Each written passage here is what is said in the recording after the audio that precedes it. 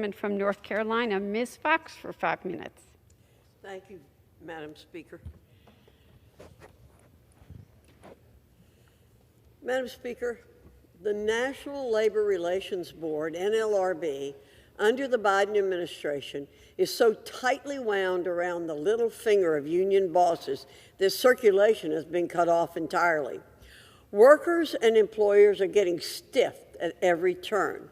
Under Republican administrations, the NLRB took practical measures to protect the rights of workers and job creators. The times have indeed changed. The current NLRB's radical leftward lurch proves one solitary thing.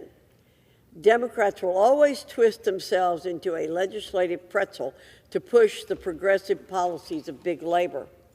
We're seeing a concentrated effort by the NLRB to expand big labor's power.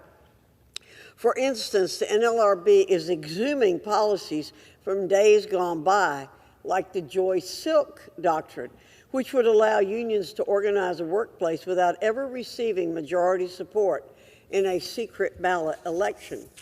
By eviscerating the secret ballot, a hallmark of democratic elections, card check makes workers more vulnerable to harassment from union organizers. Don't forget, a prominent union leader testified before the House Education and Labor Committee that union workers need workers' personal information to harass them at the grocery store or in their own home to pressure them into supporting the union. Their admission tells you all you need to know about the political hackery of unions today. The Biden-appointed NLRB General Counsel has also challenged long-standing precedent regarding employers' right to educate their employees about the downsides of union representation. General Counsel Jennifer Abruzzo believes that such efforts are at odds with the fundamental labor laws of this country.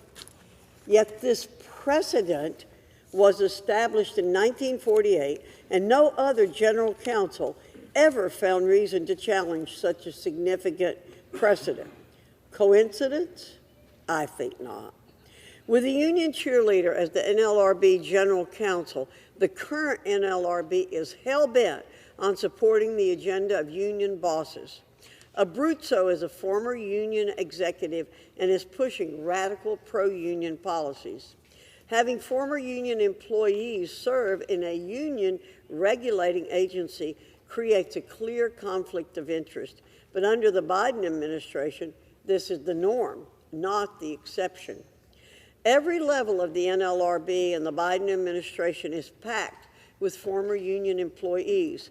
Even his labor secretary was a former union boss who still walks the picket lines. But such actions are totally on brand for this administration. President Biden swore to be the, quote, most pro-union president, end quote, in American history, and big labor is now the kingpin of this administration. At this rate, President Biden might as well be a stooge. Republicans must work to rein in the NLRB's union zealotry. Its heavy-handed actions infringe upon the freedoms of workers and hamstring employers. I yield back. Gentlewoman yields back. The chair